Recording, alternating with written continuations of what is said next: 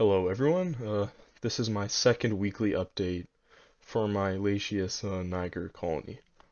So if you watched my last episode here, you'd be a bit surprised now as there's now three queens in the nest setup. Last week there was only one. Unfortunately last week the colony I had moved into the setup did pass away.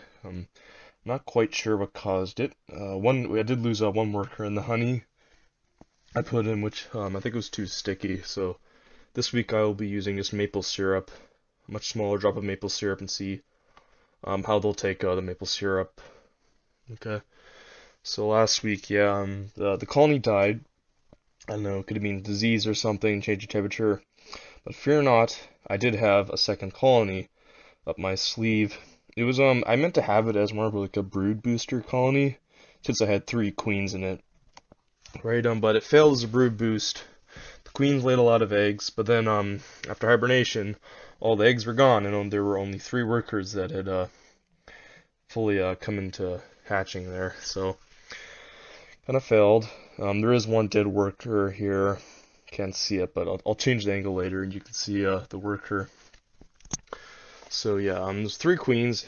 So two live workers, one dead. I'll remove that worker next week maybe. I don't know. It's kind of good to kind of train them to remove their own dead and their own waste, because they've been living in a test tube for a while right now. They're in a different enclosure. They have to learn to keep it clean. You can't really see it, but there is one larvae there. In moving them, I lost most of the brood. There was some brood in there, like I don't know, 5 or 6 larvae. I don't know. They had a lot of eggs, but they ate all the eggs. Unfortunately, didn't feed them soon enough. But as you can see, the gasters of the queens are really, really swollen. That means they're going to be laying soon, right? At least probably between the three of them, over 30 eggs are going to be laid. Because the thing about queens is that usually when you move them into a new enclosure like this, they'll be kind of a bit shy, especially with a smaller colony. They'll be a bit more shy to lay. But since there's three of them, you can see the dead worker there. But since there's three of them, they may lay quicker. And also, once their gasters are this engorged, they can't really prevent laying eggs. They will be forced to lay these eggs within a few days. So next week, you'll probably see a big, proud clutch there. So yeah, I mean, it was kind of annoying to lose the last colony, but I have high hopes for this one. Three queens, The only issue is it'll still take a few months to get the workers going, right? Because it takes 3 months for the eggs to go to larvae then pupae, right? So there's only two workers. I mean, I don't know about the health of these workers. One just died this morning. The other two look a bit shaky, but hopefully the workers survive and will help tend to the brood. But there's three queens there. Even if the workers die, they'll still be able to raise the clutch. I found queens are much hardier than workers. They can survive a lot. Yeah, essentially. I mean, they're essentially the most. Yeah, I mean, they're kind of like I guess like the most resilient ant in the colony in terms of survivability. Also aging. I mean, these girls come up to 30 years. I think that was the highest recording for the species. I think that's the highest actual age ever recorded in ants. Actually, was this particular species of Lasius niger. Yeah, so yeah, I hope they'll eat up that maple syrup there. Workers aren't really too active, but they're moving around.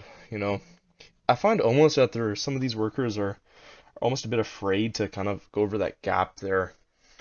Because my previous colony kind of favored the other side of this enclosure, while the new colony in here kind of prefers this half. I mean, the ridge you can't really see it, but the ridge is a bit higher here. It makes it a bit harder for them to crawl out. But I have seen the queens and the workers crawl over, so they can access the maple syrup I put in here. Yeah, well, they're all hydrated.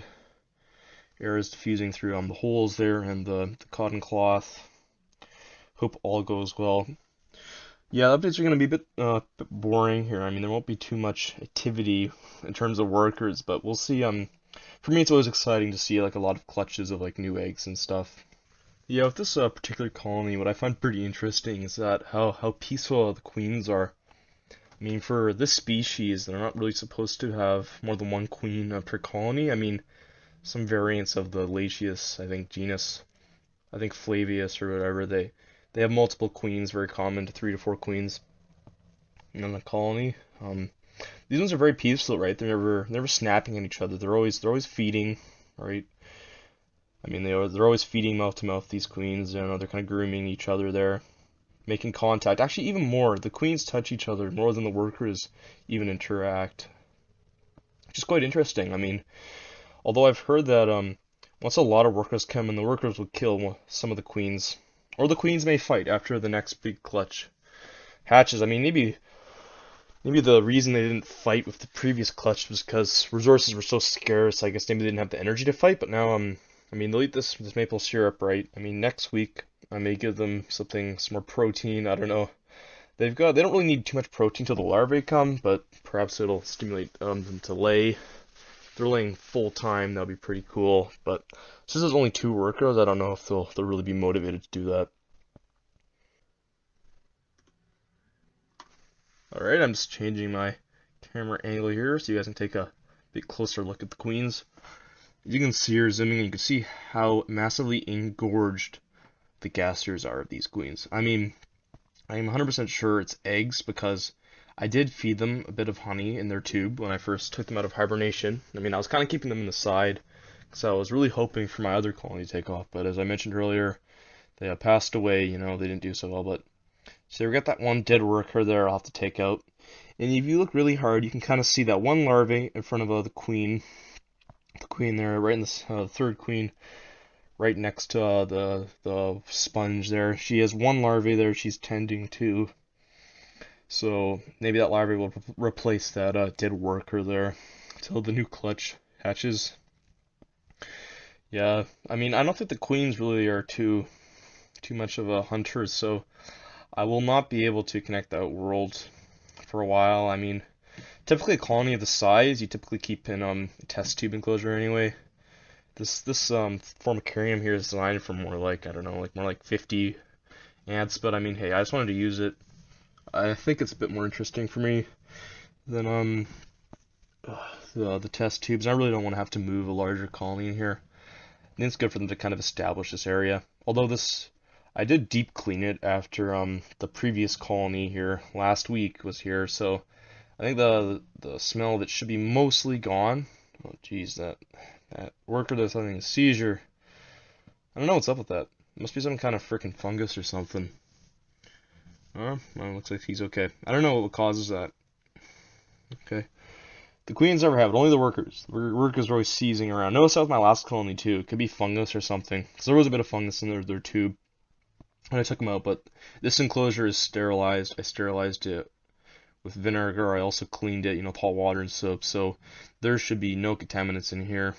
Just clean the sponge, put some filtered water in there. We should be all good.